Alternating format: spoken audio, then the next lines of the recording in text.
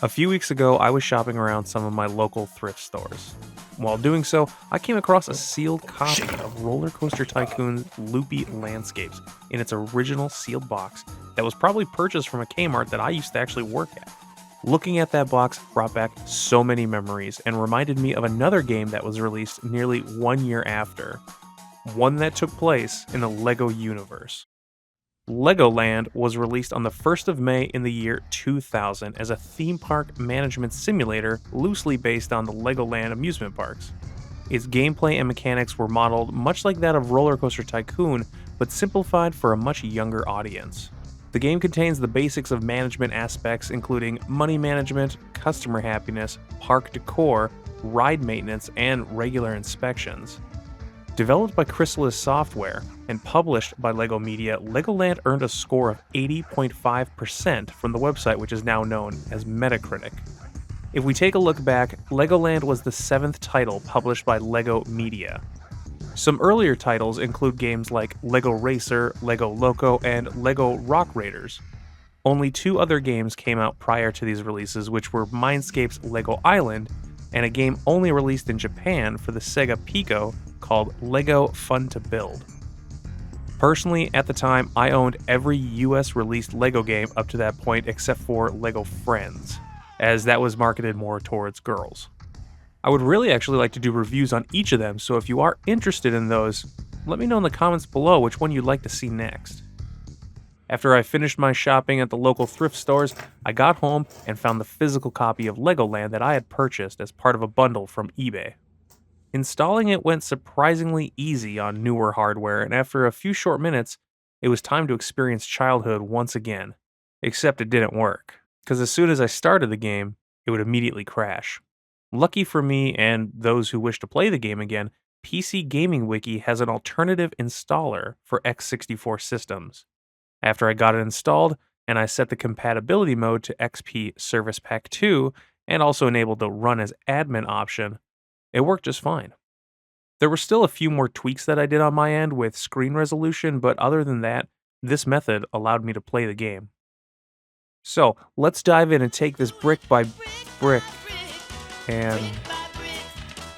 No, not again. No! Unlike some previous titles, this game actually has a story. Well, sort of. We play as someone who's been selected as the new trainee park manager for Legoland. Starting tomorrow, we'll be learning the ropes along with the ins and outs of amusement park administration. By our side will be other leaders of the park staff such as Professor Voltage, JP the Mechanic, Bob Longtree, Rosie Briccolini, Jonathan Ablebody, and Mr. Bimble. Each of these characters will provide either services or insight to help us reach our goals and eventually earn our Legoland Park Management Diploma.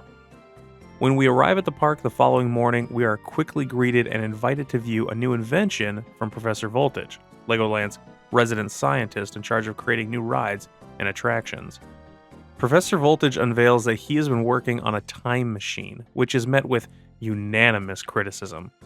But, not to be dismayed, the brave professor jumps into the operator's seat and powers up his invention.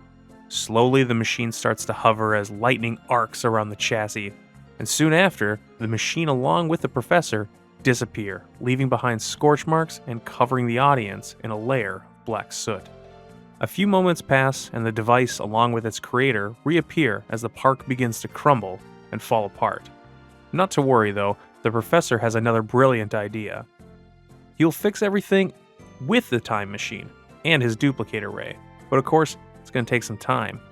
Amid this disaster, Jonathan gives us our official welcome, and the responsibility of repairing and rebuilding the park is left in our plastic little hands. I hope this all works out. Welcome to Legoland. That's it really for the overall story. What follows are 10 levels each with a different starting narrative, but eventually they almost all turn into build enough of everything to satisfy the park inspector. Every so often we get a unique cutscene as Professor Voltage travels back in time to take copies of buildings and such for new themed rides and attractions. Eventually, we get to the last level of the story campaign and are left to build an entire park and pass the following inspections. Once we do that, we are given a printable diploma signed by at the time, the president and CEO of LEGO, as well as the worldwide managing director of LEGO Media. As a kid, this story was fun and exciting. New rides and attractions were always welcome, and the fun and crazy story kept me entertained. Looking back as an adult now, it's pretty clear how stripped down the story parts are, but overall, it was welcome. Besides the basic pass inspection levels, there were a few that presented some challenge. One such level had aliens that would come by at scripted times and abduct park rides for their own use. I even found myself at one point with a barren park, missing nearly every ride and attraction and having to rebuild the entire thing before I ran out of inspection attempts.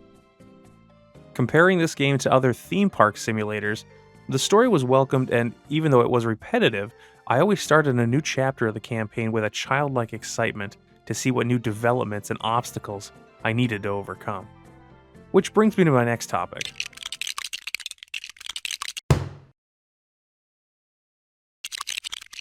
Much like in the world of LEGO, Legoland is colorful and vibrant, which is in theme with other titles. I don't know if it's nostalgia or what, but I feel something every time I hear that iconic opening screen of Legos falling into place to form the LEGO logo. Visually, the game is clean and easy to understand, but it can easily become chaotic as we build up our park. Rides and attractions are faithfully recreated with blocky models to look as LEGO as possible, and through my playthrough, I never once saw anything that looked out of the ordinary like it was in LEGO Loco. If I had to nitpick,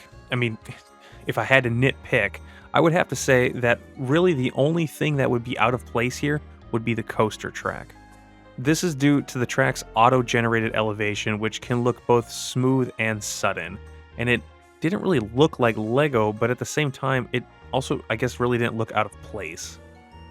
Even though most of the rides and attractions are not actual sets, they were modeled in such a way that even now, I think I could easily build them with the right pieces. Just like in LEGO Loco, I can see kids today playing the game and enjoying it to its fullest with very, very minimal tweaks. In addition to the visuals of the game itself, the cutscenes fit the LEGO style seen in previous titles. Each scene, save for the opening intro, was a very short clip that showed Professor Voltage on his mission to save the park and develop new rides.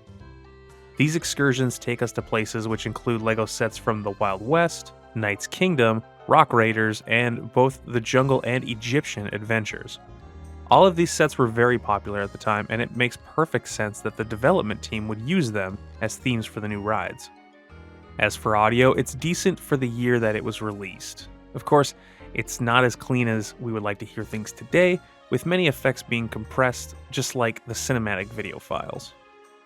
I did find the voice work to be good, and while searching for resources on the game, I actually learned that Jonathan Ablebody was modeled after a real duty manager from Legoland Windsor.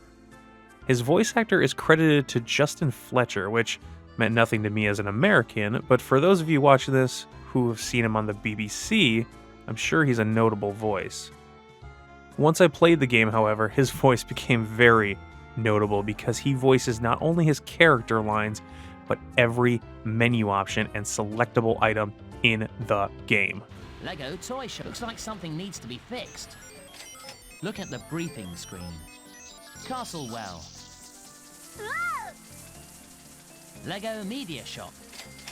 Plant a bush. Going into this game after not playing it for so long, I was a bit stumped as to why only the intro cinematic was voiced. Once you jump into the game, all major cutscenes contain only a Simlish style gibberish, which can be loosely translated to a meaning or emotion. I was a bit disappointed in the lack of vocals after being treated to them in the opening, but looking back, it didn't really take that much away from the game. I guess it was just notable enough for me to include it as a gripe.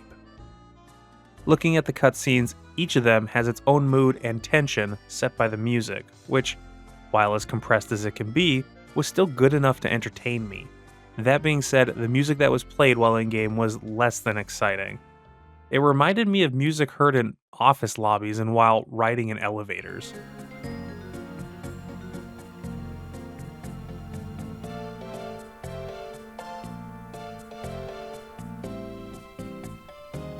It was just enough to make me notice it, but not enough to be grating or overbearing. What did become overbearing at times was the sound effects of the rides. Not every ride had effects, and most were fine, but some, like the Dragon Barbecue Shop, seemed to trample over other rides nearby. All in all, it was at least upbeat, which kept the mood in check while playing, even when the game got frustrating. Speaking of frustration,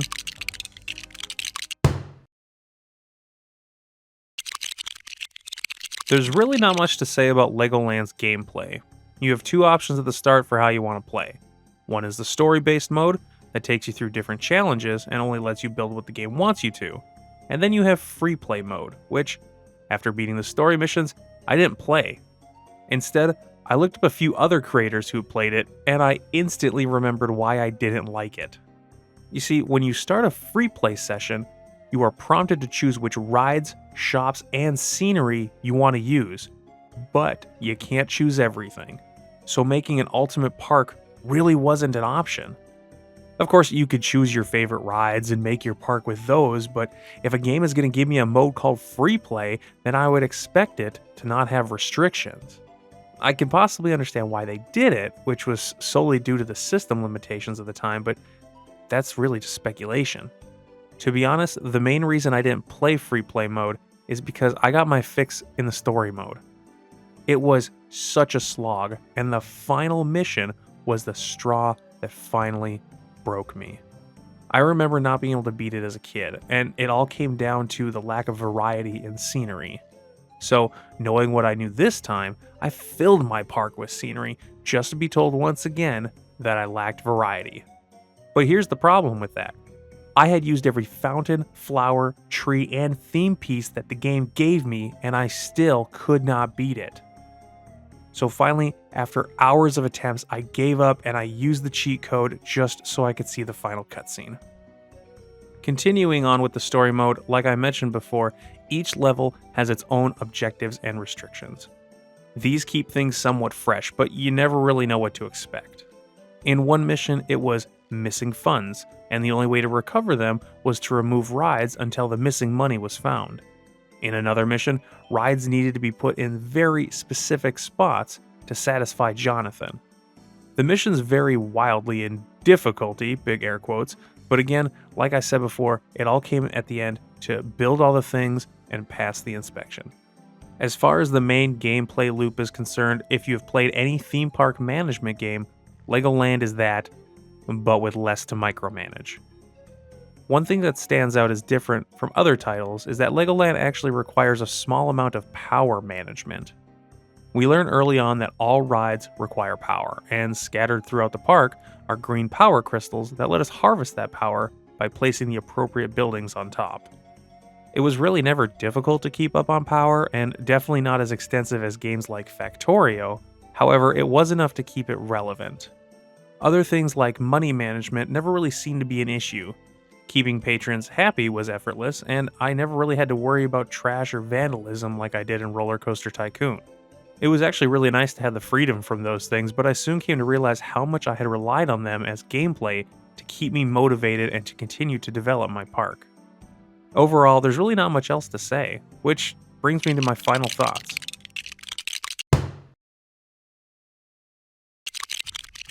So, final question, as always.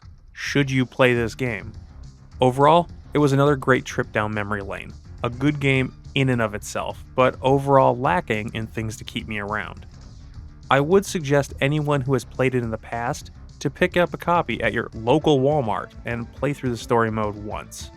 I would even say it's completely playable for younger audiences, as I never experienced any crashes or bugs.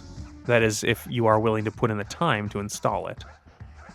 Well, there you have it, my experience and opinion of Legoland. I hope you enjoyed this trip down memory lane, and I really look forward to your comments for what to play next. As always, I want to thank you for watching, and I hope to see you all in the next one. Until then, as always, bye-bye.